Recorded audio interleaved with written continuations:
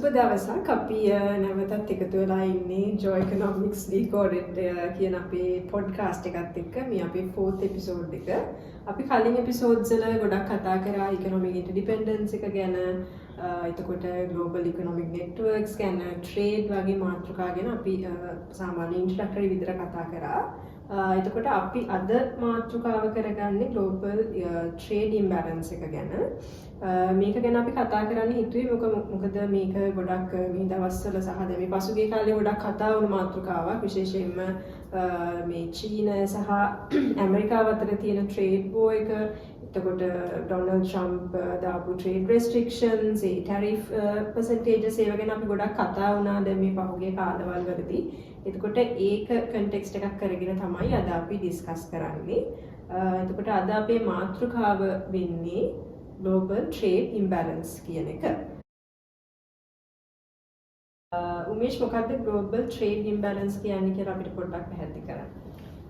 ඇත්තටම දැන් මේ global trade imbalance මේක අපිට කතා කරන්නේ trade and global financial imbalance කියන දෙකම එකට බද්ධ කරලා මම ඒකට හේතුව පැහැදිලි කරන්නම්. trade imbalance කියන එකෙන් අපි සාමාන්‍යයෙන් අදහස් කරන්නේ දැනට මේ වෙද්දී තියෙන discussion එක තමයි US ඇමරිකා එක්සත් ජනපදයේ තියෙන trade deficit එක.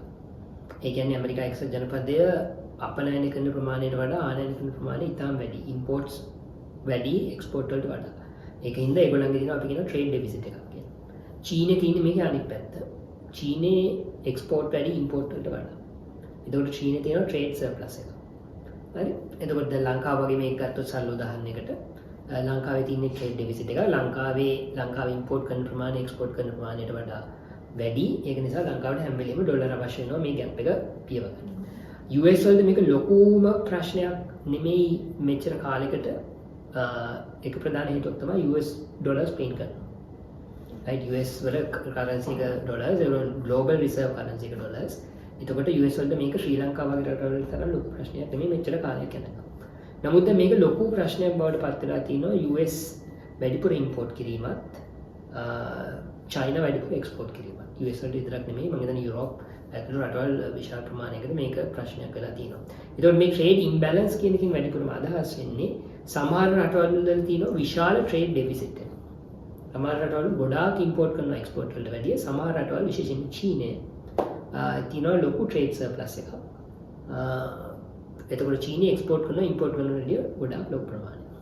මේක කොහොමද අපි domestic politics and domestic economic වලට දාලා බැලුවොත් අපිට පැහැදිලිව පේනවා මේකත් එක්ක සිද්ධ වෙන දේ තමයි ඇමරිකාව චීනෙන් ගොඩක් import කරනවත් එක්කම ඇමරිකාව වැඩි ජොබ් අඩු වෙනවා.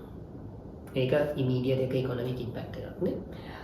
අනිත් පැත්තට අපි කලින් කතා කළා වගේ මේක economic security ප්‍රශ්නයක් තියෙනවා. වැඩිපුරම චීනෙන් රැයාගත්තු කියන්නේ රැයාගත් ගත්තම ඊට පස්සේ චීනෙන් වැඩිපුර දේවල් ආනයනය කරන්න ගත්තම චීනෙ මත තියෙන ඩිපෙන්ඩන්ස් එක වැඩි වෙනවා. ඒතර මේක දැන් අපි අර කලින් කතා කළා වගේ ඉකොනොමික් සිකියුරිටි ප්‍රශ්නයක් බවට පත් වෙලා තියෙනවා. එතකොට ඔය ට්‍රේඩ් ඉම්බැලන්ස් එක කියන්නේ ඔන්න ඕකට. මම ඔතනින් නවත්තන්නම්. ඕකේ ඊළඟට කන්සික්වන්සස් ඕක කොහොමද ෆයිනෑන්ෂියල් සෙක්ටර් එකත් එක්ක බැලන්ස් වෙලා තියෙන්නේ කියලා අපිට ඊට පස්සේ කතා කරන්න පුළුවන්.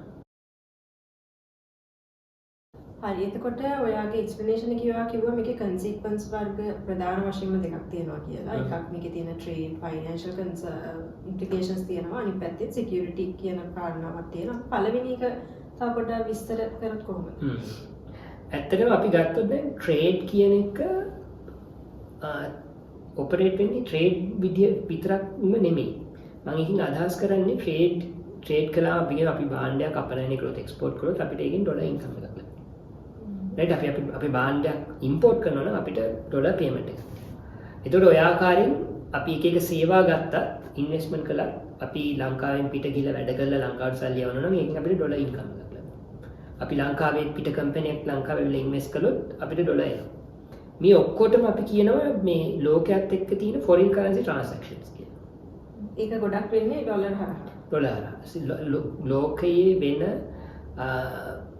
foreign currency transaction වලින් 80%ක් විශේෂයෙන්ම trade transaction වලින් 80%ක් පමණ වෙන්නේ තවමත් ඩොලර් එක පදනම් කරගෙන.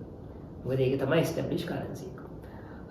එතකොට හැම වෙලෙම මේකින්ද මේක financial flow එකත් එක්ක බැඳිලා තියෙනවා. හරි එතකොට මොකද වෙන්නේ වැඩිපුර එක්ස්පෝර්ට් කරන රටවල් වලට විශාල ඩොලර් අතිරික්තයක් ගොඩනැගෙනවා සර්ප්ලස් එක. right මේකට අපි කියනවා current account surplus කියලා. මොකද current account surplus එක trade surplus එකෙන් වෙනස් වෙන්නේ. trade surplus එකේදී අපි කතා කරන්නේ භාණ්ඩ අපනයන නානයන ගැන විතරයි. current account surplus එකට එනකොට අනිත් foreign currency transaction තියෙනවානේ.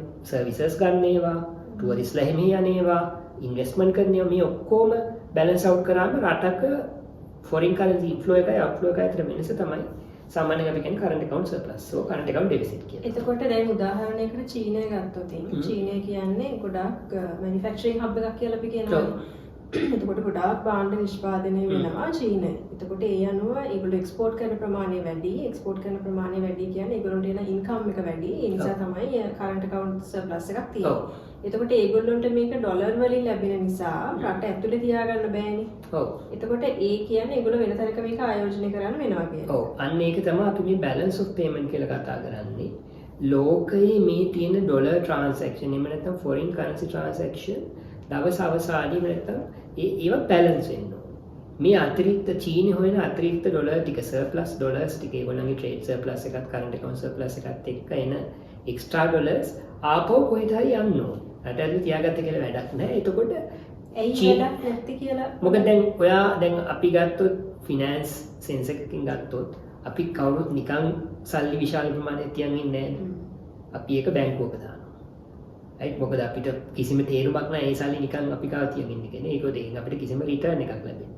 එතකොට මේ චීනෙට ලැබෙන ඩොලර්ස් චීන එක්ස්පෝර්ටර්ස්ලා විසින් ඒගොල්ලන්ගේ බැංකුවල දානවා වෙන්න පුළුවන්.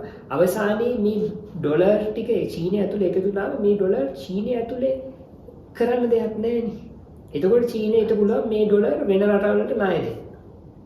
දැන් නැත්නම් ශ්‍රී ලංකාවට ඇතුළේ ගොඩාක් රටවල චීනෙට ණය දෙන්න තියෙන හැකියාව වැඩි වෙන ප්‍රධාන හේතුව තමයි චීනෙට current account surplus එකක් තියෙන නිසා චීනෙට තියෙන ගොඩාක් ඩොලර් surplus එකක්. ඒ ඩොලර් surplus එක පහසුවෙන්ම චීනෙට ණය විදියට දෙන්න පුළුවන්. right අනිත් එක තමයි මේ ඩොලර් ගිහිල්ලා අනිත් රටවල ඉන්වෙස්ට් කරන්න පුළුවන්. ඩොලර් අවශ්‍ය කරන රටවලට. දැන් අපිට ණය දෙන්න අපිට ඩොලර්ස් අවශ්‍ය නිසානේ. හරි එතකොට මේක අපිට පැහැදිලිවම දකින්න පුළුවන් ඇමරිකාවේ තියෙන ණයවලින් විදේශ ණයවලින් විදේශවල තියෙන ණයවලින් 9ක් විතර තියෙන චීනට. 12ක් විතර තියෙනවා ජපානයට 1.1 චීන දීප 10ක් විතර සම්පූර්ණ ණය. ඒකට හේතුව ඇමරිකාවෙන් බොන්ඩ්ස් ඉසු කරන්නේ US ඩොලර්ස් වලින්. එතකොට චීනෙට US අර එක්ස්ට්‍රා US ඩොලර්ස් ටික ඉන්වෙස්ට් කරන් තියෙන සේෆ්ම තැනක් තමයි US treasuries. දැන් මේක පොඩ්ඩක් වෙනස් වීගෙන යනවා ට්‍රම්ප් එක්ක තියෙන ජියෝපොලිටිකල් රයිවල්රි එක සහ ට්‍රම්ප් පාලනය යටතේ සිද්ධ වෙන දේවල් එක්ක. නමුත් දැනටත් ඇමරිකාවේ තියෙන බොන්ඩ් වලින් 30%ක් අයිති පිටරට අයට, කියන්නේ චීනය, ජපානය වගේ අයට. ඒ පිටරට අයට අයිති වලි ඒවයින් 9%ක් විතර අයිති චීනෙට, 12ක් විතර අයිති ජපානයට. හරි එතකොට ඒක කරන්න පුළුවන් නැතිනම් අර ට්‍රේඩ් සර්ප්ලස් එකක් තියෙන නිසා. එතකොට හැම වෙලෙම ඕකේ අනිත් මේ ට්‍රේඩ් සර්ප්ලස් එකේ අනිත් පැත්ත තමයි ඒක ආපහු අනිත් පැත්තට යන්න ඕනේ එක්ස්ට්‍රා ෆිනෑන්ෂල් ෆ්ලෝ එක. ඒ කියන්නේ අර වැඩි ටික කොහාට හරි ගිහිල්ලා බැලන්ස් අවුට් වෙනවා. වැඩි ටික බැලන්ස් අවුට් වෙන්න ඕනේ. එතකොට අපි ඇත්තටම ලෝකයේ ට්‍රේඩ් ඩෙෆිසිට් එකයි ට්‍රේඩ් සර්ප්ලස් එකයි එහෙම නැත්නම් කරන්ට් account ඩෙෆිසිට් එකයි කරන්ට් account සර්ප්ලස් එකයි මැප් කළොත් අපිට පේනවා ඔක්කොම ඩෙෆිසිට් එක පැත්තකට දැම්මම සර්ප්ලස් එකත් ඒකට සමානයි කියලා. කොහෙන් හරි එකතු වෙන සර්ප්ලස් වලින් ගිහලා අර ඩෙෆිසිට් එක වැහෙන්න ඕනේ. ඒක තමයි සාමාන්‍යයෙන් balance of payment කියන න්‍යායෙන් කියන්නේ. ඒක තමයි අපි කිව්ව ලෝකයේ ඔය ආර්ථික විද්‍යාවේ තියෙන එක අර්ථකථනයක්. ඒකම තමයි ලෝකයක වෙන්නේ. මොකද එතකොට ඒ ඩොලර්ස් කොහෙට හරි යනවා. සමහරවිට මේක කෙලින්ම චීනෙන් ඇමරිකාවට යනවා වෙන්නත් පුළුවන් සමහර අවස්ථාවල. චීනේ සමහර වෙලාවට තියෙනවා බැංකුවක් තියෙනවා චයිනා ඩෙවලොප්මන්ට් බැංක් කියලා. ඒගොල්ලෝ හරහා වෙන කොහෙද ගිහින් ඉන්වෙස්ට් කරනවා වෙන්නත් පුළුවන්. චීනේ කායතනයක් තියෙනවා සේෆ් කියලා. ඒකෙන් කරන්නේ චීනේ තියෙන ඇසට් මැනේජ් කරන එක රජයේ. ඒගොල්ලෝ ගිහලා ස්විට්සර්ලන්ඩ් වල UK වල එක තැන්වල ඉන්වෙස්ට් කරනවා වෙන්න. එතකොට මේ තියෙන එක්ස්ට්‍රා ඩොලර්ස් අර කරන්ට් account surplus එකෙන් එන එක්ස්ට්‍රා ඩොලර්ස් කොහෙට හරි ඩෙෆිසිට් එක තියෙන තැන්වලට පියලා වෙනවා.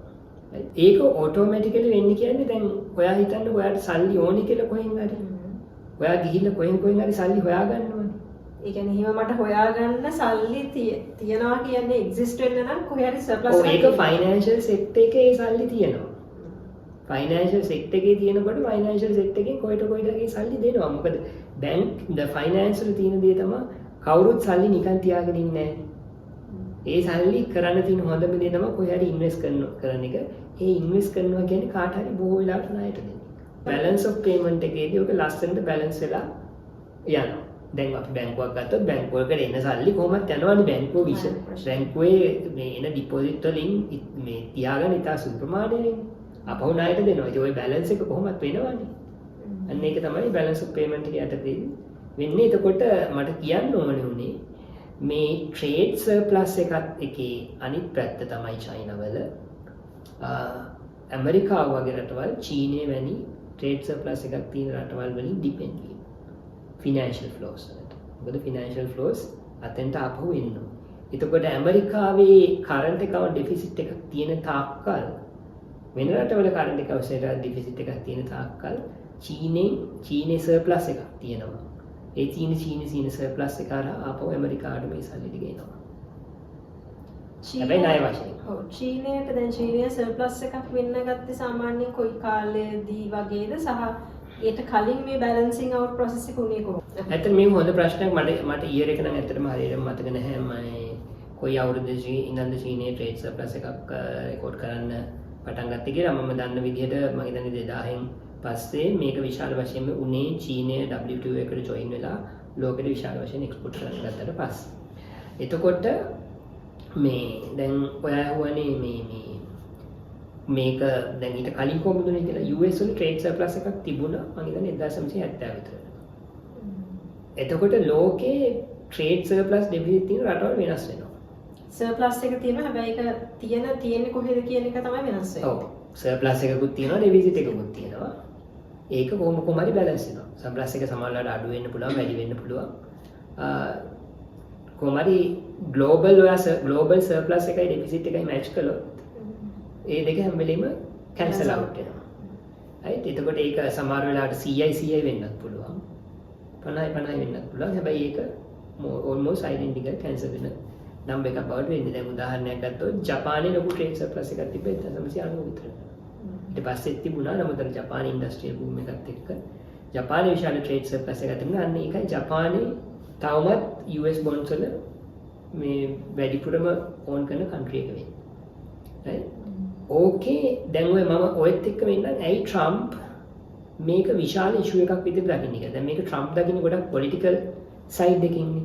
හැබැයි ගොඩක් වෙලාවට මේකෙන්දි කතා වෙන්නේ නැති දේ තමයි මේකෙන් ග්ලෝබල් ඩිබේට් එකක් තියෙනවා මේ චයිනා වල ට්‍රේඩ් සර්ප්ලස් එක ලෝකෙට හොඳ නෑ කියන එක.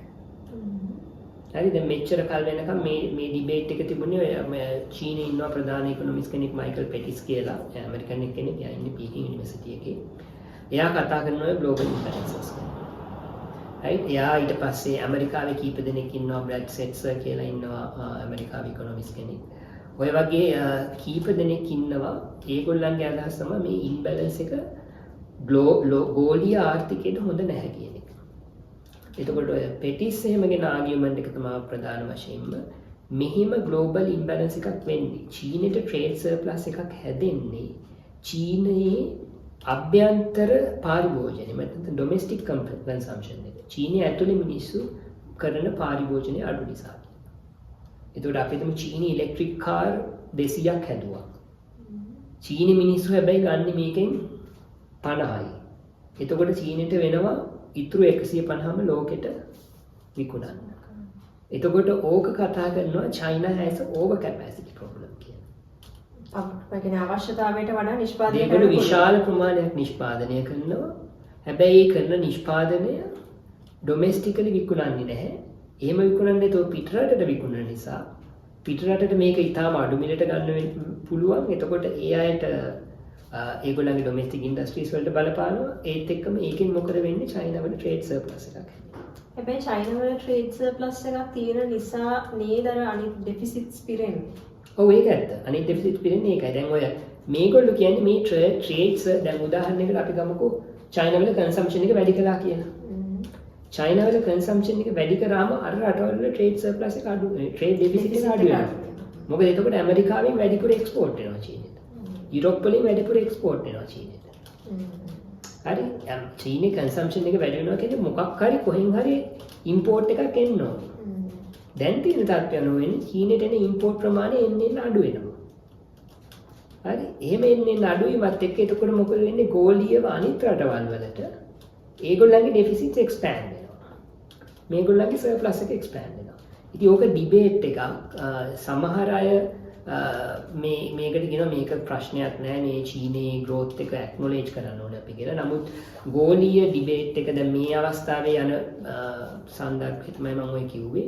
මේකට ඊටාම වැදගත් දෙයක් මේ ළඟදී සිද්ධ වුණා.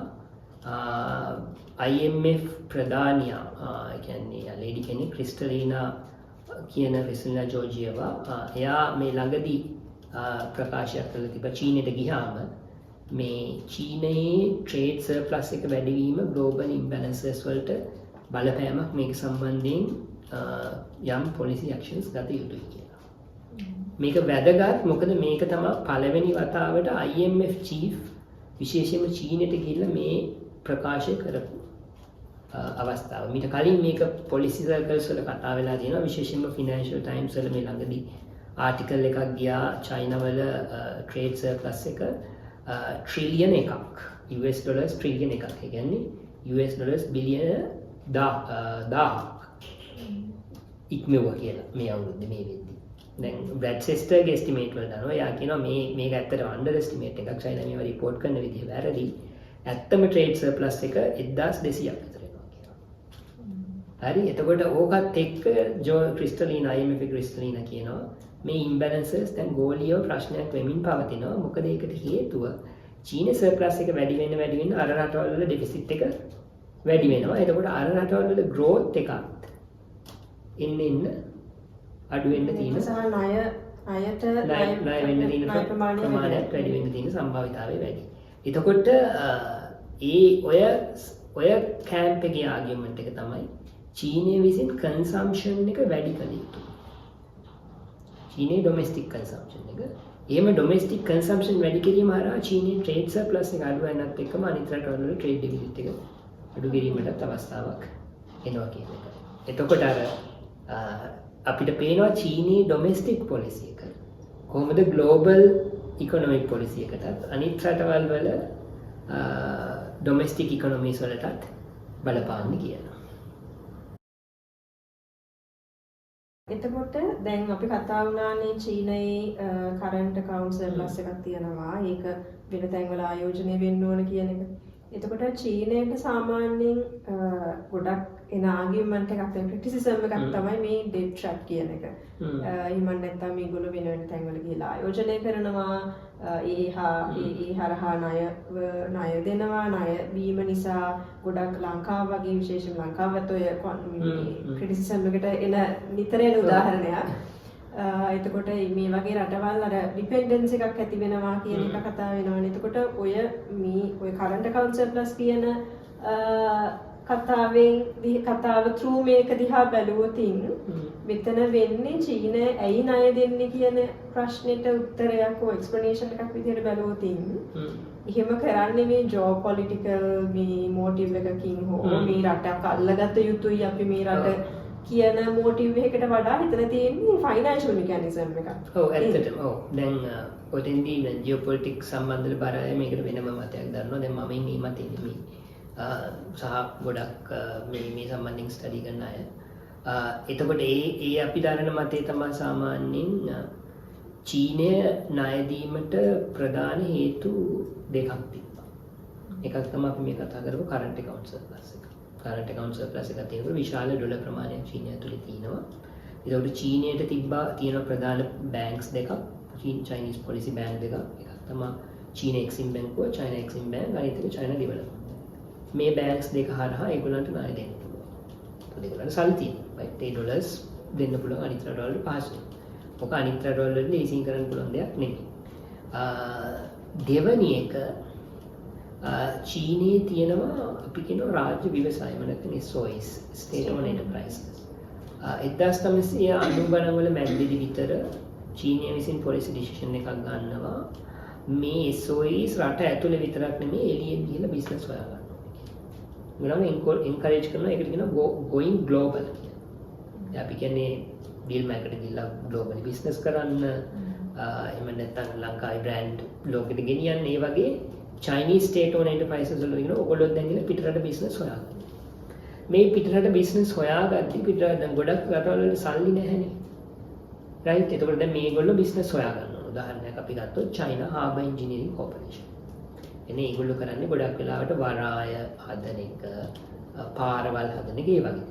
දැන් මේගොල්ලෝ පිටරට ගිහලා බිස්නස් හොයාගන්න ඕන නම් මේගොල්ලෝ කරන්නේ ඒ රටවලට කියනවා අපි කැමති ඔයාලගේ මේ වරාය හදලා දෙන්න. දැන් ගොඩාක් ඒ රටවල වල සල්ලි නැහැ විශේෂයෙන් ශ්‍රී ලංකාවට. හොඳ උදාහරණයක් හම්බන්තොට වරාය හදන්න අවශ්‍යතාවය තිබුණත් සල්ලි තිබුණේ නැහැ. ඕකම තමයි ගොඩාක් ඇෆ්‍රිකන් කන්ට්‍රි වල කතාව. එතකොට මේගොල්ලෝ මේ ප්‍රොජෙක්ට් එක කරන්න මේගොල්ලෝ කියනවා හරි අපි චීන එක්සිම් බැංකුවෙන් ණයක් අරන් දෙන්න. දැන් චීන එක්සිම් බැංකුවෙන් අපිට අවශ්‍ය කරන කොන්ට්‍රැක්ට් එකට අවශ්‍ය කරන සල්ලි වලින් ගොඩක් ප්‍රමාණයක් දෙනවා. එතකොට ඕගොල්ලන්ට ලොකු පරක් එන්නේ නැහැ. ඕගොල්ලන්ට මේක හිමින් හිමින් ගෙවාගෙන යන්න පුළුවන් කියලා. අරින් නිකන් ගෙවීමේ පහසු ගෙවීමේ ක්‍රමයට බඩු දෙන්නේ. ඇවිල්ලා අන්න ඒවා. එතකොට අපිට ඒ ඉන්ෆ්‍රාස්ට්‍රක්චර් එක හදලා දෙනවා ඒගොල්ලෝ. මේ ඔක්කොම ෆිනෑන්ෂියල් මොටිව්ස් වලින් කරන දේවල්. මොකද SOE එකට අවශ්‍ය වෙන්නේ මොකක්ද? බිස්නස් එකක්. ඒගොල්ලොන්ට කියන්නේ SOE එකක් කියන්නේ ඇත්තටම සරලව ගත්තොත් කම්පැනි එකක් වගේ. ඒකට ඒගොල්ලොන්ට මේ රටක් අල්ලන්න ජොබ් වලට ඉන්ට්‍රස්ට් එකක් ඇත්තටම නැහැ. ඒකේ මම පැහැදිලිව කියන්නම් තමයි ගොඩක් IR සර්කල් වල තියෙනවා වැරදි මතයක්. චයිනා කියන්නේ එක ඉන්ස්ටිටියුෂන් එකක්. එතකොට මේ චීනේ හැමදේම මේ කමියුනිස්ට් පාර්ටි එකේ පොලිට් බියුරෝ එකෙන් නෙමෙයි පාලනය. චයිනා කියන්නේ හරිම ෆ්‍රැග්මන්ටඩ්. ඒ කියන්නේ ගොඩක් මේ හරිය නිකන් බිඳුණු පීරිසියක් වගේ. මම අර ගොඩක් රිෆර් කරන පොතක් තියෙනවා ෆ්‍රැක්චර් චයිනා කියලා. ඒ පොතේ කවරෙත් තියෙන බිඳුණු පීරිසියක්. ඒකෙන් ඒ අදහස් වෙන්නේ මේ සෙන්ටර් එකට චීනයේ මධ්‍යම රජය මේ සියලුම දේවල් පාලනය කරන්නේ නැහැ. ඒගොල්ලන්ට බ්‍රෝඩ් විෂන් එකක් දීලා තියෙනවා. මේම කරන්න කියලා. එතකොට ඔය Chinese SOEs China Harbour Corporation එක ගිහිල්ලා කරන්නේ ඒගොල්ලන්ට සල්ලි හොයන්න අවශ්‍ය කරන දේවල්. ඒක තමයි ඒගොල්ලන්ගේ අරමුණ. ඒගොල්ලන්ට නැත්තම් අවශ්‍ය වෙන්නේ හම්බන්තොට වරාය දීලා හම්බන්තොට වරාය අත්පත් කරගන්න. ඒගොල්ලන්ට අවශ්‍ය වෙන්නේ තව බිස්නස් එක. right? අන්න ඒකින්ද තමයි ගොඩාක් චීනයේ ඉන්ෆ්‍රාස්ට්‍රක්චර් අපි දකින්නේ ගොඩක් රටවල විශේෂයෙන් ඇෆ්‍රිකාවල ඊළඟට මේ ශ්‍රී ලංකාවේ වගේ ගොඩක් රටවල. එතකොට ඒක ප්‍රධාන දෙකකින් තමයි මම අර කලින් කිව්වා වගේ ඩ්‍රයිව් වෙන්නේ. එකක් ඔය කරන්ට් account surplus එකක් තියෙන එක. දෙක Chinese SOEs වලට බිස්නස් අවශ්‍ය වීම overseas business, global businesses. ඒකත් එක්කම ලින්ක් කරලා ඒ මොඩල් එක වර්ක් කරන්න හරියන පොලිසි බෑන්ක් එකක්. China Exim Bank වහ China Policy Bank කියන එක තිබීම. එතකොට ඕක ඩ්‍රයිව් වෙන්නේ ඇත්තටම මේගොල්ලන්ගේ ෆිනෑන්ෂියල් ඉන්ට්‍රෙස්ට්. එහෙම නැත්නම් ජියෝපොලිටිකල් ඉන්ට්‍රෙස්ට් වලින් නෙමෙයි. පොඩි ජියෝපොලිටිකල් ඉන්ට්‍රෙස්ට් තියෙනවා වෙන්න පුළුවන්. නමුත් ප්‍රධාන වශයෙන් ඒ ප්‍රොජෙක්ට් කරන එකේ අරමුණ අරගොල්ලන්ට බිස්නස් හොයාගන්න. right? එහෙම නැතුව ගිහිල්ලා මේ තැන වරායක් හදන්න මේ තැන වරායක් හදන එක නෙමෙයි. ඒක ඊටාම් පැහැදිලිව පේනවා මේ සම්බන්ධයෙන් සෑහෙන ඇකඩමික් ලිටරචර් ඇත්තටම දැන් තියෙනවා. ඒ කියන්නේ China fragmented entity එකක් වීම නිසා ඒ කියන්නේ බෙදුණු රාජ්‍යයක්. කියන්නේ එක පක්ෂයක් වුණාට ගොඩක් එක පොඩි ආයතන වැඩ කරන්නේ ඒගොල්ලන්ගේ short term goals උදෙසා. එතකොට China Harbour Company එකේ short term goal එක වෙන්නේ ඒගොල්ලන්ගේ profit වැඩි කරගන්න. කියන්නේ යාළුවගේ business interest. අරලම ගෝ business interest. ඉතින් අන්න ඒක තමයි ඇත්තටම සිද්ධ වෙන්නේ. එතකොට චීනයේ මධ්‍යම රජය CCP එක ප්‍රමුඛ. මේ මධ්‍යම රජයට මේ සම්බන්ධව තියෙන මතය මොකක්ද? කියන්නේ දැන් මෙහිම අපි හිතමු උදාහරණයකට චීනයේ SOE එකක් වෙන රටක ඇෆ්‍රිකන් කන්ට්‍රි එක හරි ලංකාව ඔය ඒෂියා දැන් ඔය BRI කියලා තියෙනවා. ඊට කලින් string of pearls කියලා තියෙනවා. තියෙනවානේ ගොඩක් projects ඒවා drive වෙන්නේ SOEs වල business interest එක පදනම් කරගෙන උනාට මධ්‍යම රජයට මේ ගැන තියෙන මේ එක මොකක්ද කියන අදහස මොකක්ද? ඇත්තටම මධ්‍යම රජයට තියෙන ඉතාම දල අදහස. මේ බ්‍රෝඩ් ඉන්ට්‍රෙස්ට් එකක්. දැන් BRI කියන එක ඉන්න කලින් හම්බන්තොට වරාය හැදෙන්නේ. ඊට පස්සේ වෙස්ටර්න් එකේ ඉන්න සමහර ස්කෝලර්ස්ලා ගිහිල්ලා කියනවා මෙන්න හම්බන්තොට වරාය හැදුවා BRI එකේ කොටසක් විදිහට. දැන් ඇත්තටම BRI වල හම්බන්තොට වරාය හැදීමේ කිසිම සම්බන්ධයක් නැහැ. BRI ගෙන්නේ 2012 කොට හම්බන්තොට වරාය හදන්න පටන් ගන්නේ 2007. අම්මන්තර වරාය හදන්න ප්ලෑන් කරන්නේ ඊටත් කලින් 1980 ගණන් වල. එතකොට මේක හදන්නේ ඇත්තටම ශ්‍රී ලංකා යෝජනාවට. මේක ඇවිල්ලා චීනයේ ෆන්ඩ් කරන්නේ එක්සිම් බැංකුවෙන් ණයක් දෙන්නේ චයිනා හාබර් කෝපරේෂන් එකට බිස්නස් එකක් ඕන වෙච්ච නිසා. හරි එහෙම නැතුව වෙන කතන්දරයක් ඉන්න නෙමෙයි. එතකොට අර BRI වගේ ජෙනරල් දේවල් තියෙනවා. ඒගොල්ලෝ විශ්වාස කරන දෙයක් තමයි චීනයේ ග්ලෝබල් බිස්නස් එක්ස්පැන්ෂන් එකක් කියන එක. එතකොට ඒකට අදාළ ජෙනරල් විෂන් එකක් යාලට තියෙනවා. ඒ විෂන් එක ඇතුලේ SOEs ඒගොල්ලන්ට ඕන විදිහට තමයි වැඩ කරන්නේ. දැන් මම සරල උදාහරණයක් කිව්වොත් එක අවස්ථාවක ලොකු ඩිප්ලොමැටික් ඉෂුව එකක් එනවා. එක්තරා චයිනීස් SOE එකක් නෝර්ත් කොරියාවලට ආම් සප්ලයි කරනවා. හරි දැන් මේක ඇත්තටම චයිනීස් ගවර්න්මන්ට් එක දැනගෙන සිද්ධ වෙච්ච දෙයක් නෙමෙයි. මේක කරන්නේ අර SOE එකේ ෂෝට් ටර්ම් ප්‍රොෆිට් උදෙසා. එතකොට මේ වගේ දේවල් වලට හැමදේම චයිනීස් ගවර්න්මන්ට් එකේ අප්‍රූවල් වලට යන්න අවශ්‍යතාවයක් නැහැ. සමහරට SOE එක කරන ඉන්වෙස්ට්මන්ට් එකක් හෝ මොකක් හරි බිස්නස් ඉන්ට්‍රස්ට් එකකින් කරන දෙයක් අර සෙන්ට්‍රල් ගවර්න්මන්ට් එකේ ඕවර්ऑल පොලිසි එකට කන්ට්‍රඩික්ට් වෙන්න පුළුවන්. යම් ආකාරයකින් කන්ට්‍රඩික්ට් වෙන්න පුළුවන්. මොකද මේ බ්‍රෝඩ් මැන්ඩේට් එකකින් අරගොල්ලෝ ඔපරේට් වෙන්නේ. එතකොට අරගොල්ලන්ගේ ෂෝට් ටර්ම් ගෝල්ස් පර්සූ කරනකොට ඒක සම්බන්ධයෙන් හැම එක සම්බන්ධයෙන්ම ගිහිල්ලා අහන්නේ නැහැ නේ සෙන්ට්‍රල් ගවර්න්මන්ට් එකේ. එතකොට අර වගේ දේවල් සිද්ධ වෙන්න පුළුවන්. මොකද ඒක ෆ්‍රැග්මන්ටඩ් ඒ කියන්නේ කැඩිච්ච ඒ කියන්නේ එකිනෙකින් වෙන් වෙච්ච රාජ්‍යාන්තර. දැන් සරල උදාහරණයක් ගත්තොත් සමහර වෙලාවට දැන් අපේ ආණ්ඩුව ගන්නකො දැන් අපේ ආණ්ඩුවේ කරන හැමදේම අපි ගත්තොත් කවුරු හරි පළාත් පාලන මන්ත්‍රී කෙනෙක් ප්‍රාදේශ සභා මන්ත්‍රී කෙනෙක් කරන බිස්නස් එකක් ගැන රටේ ජනාධිපති දන්නේ නැහෙනි සමහර වෙලාවට. ජනාධිපති ඊට වැඩි වැඩ තියෙනවනේ කරන්න. දැන් ඕක ඊට වැඩි ලොකුයිනේ චීනේ. එතකොට අර පොඩි දේවල් මේ චීනේ ඔය ෆ්‍රැක්චර්ඩ් ස්ටේට් එහෙම නැත්නම් ෆ්‍රැග්මන්ටඩ් ස්ටේට් කියන එක ඊට වැඩි ලොකුයි. ඉතින් ඒ ෆ්‍රැග්මන්ටඩ් ස්ටේට් එක ඇතුලේ මේ වගේ දේවල් වෙනවා. ඒ පොඩි ආයතන ස්ටේට් ඕන් එන්ටර්ප්‍රයිසස් බිස්නස් ඉන්ට්‍රෙස්ට් පර්සූ කරනවා කියන එක මේ වෙද්දී ඇත්තටම වෙල් එස්ටැබ්ලිෂ් ෆැක්ට් එකක්.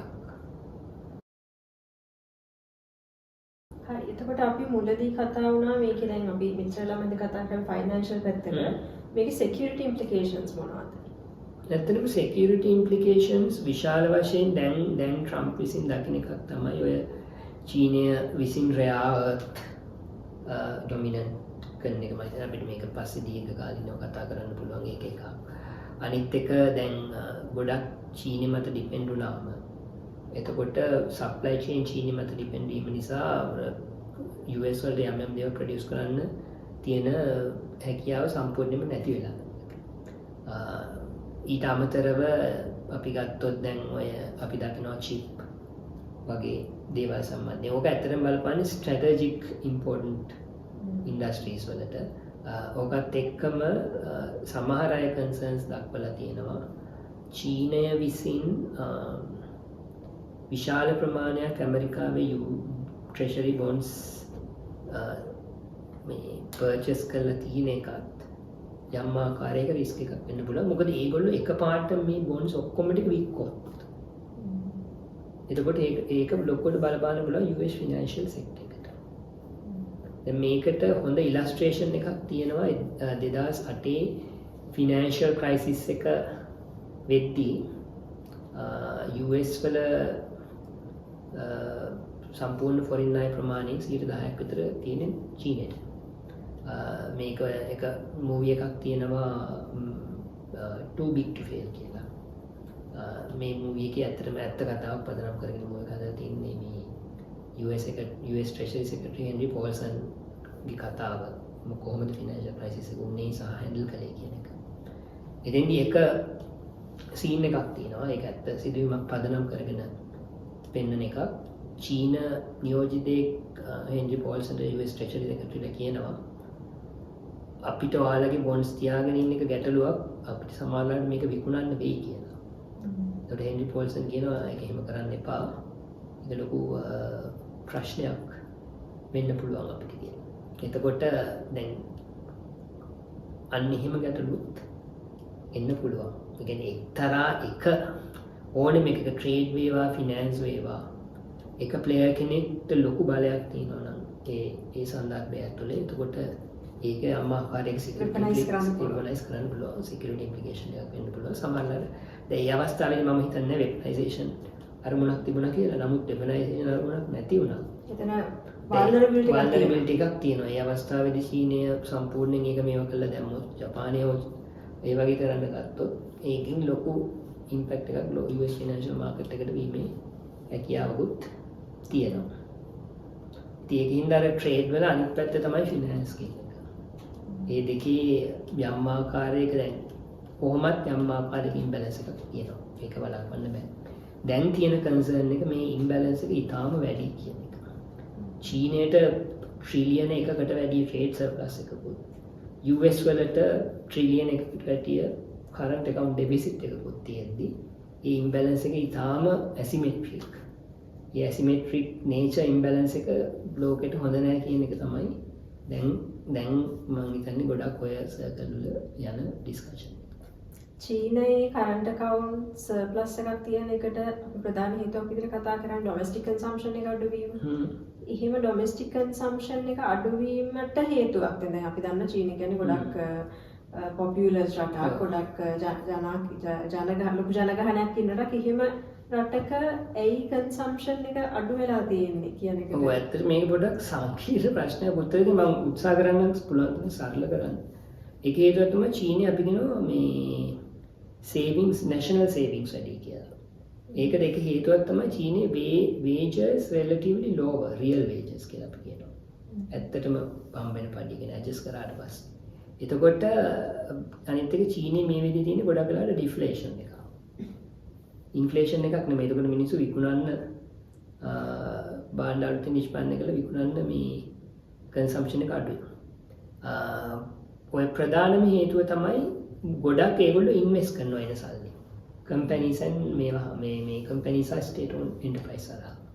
එතකොට ඒ සල්ලි වැඩිපුර මිනිස්සු අතට යනවා නම් උදාහරණයක් වශයෙන් සෝෂල් කෑෂ් ට්‍රාන්ස්ෆර් වෙන්න පුළුවන්. එහෙමත් නැත්නම් ඉන්ක්‍රීස් ඔෆ් සැලරිස් වෙන්න පුළුවන්. කුමන ආකාරයෙන් හෝ ගොඩක් ඉන්ට්‍රෙස්ට් රේට් රිඩක්ෂන් වෙන්න පුළුවන්. අලුතෙන් ලෝන් දෙනව වෙන්න පුළුවන්. ඔන්න ඔය වගේ දේවල් මදි කන්සම්ප්ෂන් එක ස්ටිමියුලේට් කරනවා මදි කියලා තමයි මේ පෙටිස් වගේ කට්ටිය කියන්නේ. ඒකට මම හිතන්නේ ඒක ඉක්මනට පුළුවන් උත්තර නෙමෙයි බට් අදහස තමයි ඒ සම්බන්ධයෙන් ගන්න පොලිසිස් මදි කියන එක. ඉන්ට්‍රෙස්ට් රේට් එකකින් හෝ විශේෂයෙන්ම එහෙම නැත්නම් රාජ්‍ය වියදම් වැඩි කිරීම හෝ ඒ වගේ දේවල් හරහා. හරි. මම හිතනවා අපි ගොඩක් මේ සම්බන්ධවද ගොඩක් චීන ගැන කතා කරා. ගොඩක් චීන ගැන මෙයා ගොඩක් කැමති චීනයට. හරි. අපි මම හිතන්නේ ගොඩක් මේ මාතෘකාව ගැන මම හිතන්නේ හොඳ අවබෝධයක් ලබා ගන්න පුළුවන් ඉන්සයිට්ෆුල් ඩිස්කෂන් එකක් තිබ්බාද? එහෙනම් අද එපිසෝඩ් එක මෙතනින් ඉවරයි. අපි ඊළඟ සතියේ කතා කරන්නේ මොකක් ගැනද? semiconductors ගැන. chips අපි මම පළවෙනි එපිසෝඩ් එකේ මේ ගැන බොහොම briefly mention කරා. ඒ පිළිබඳව සවිස්තරාත්මකව අපි ලබන සතියේ කතා කරමු. That's all. Goodbye.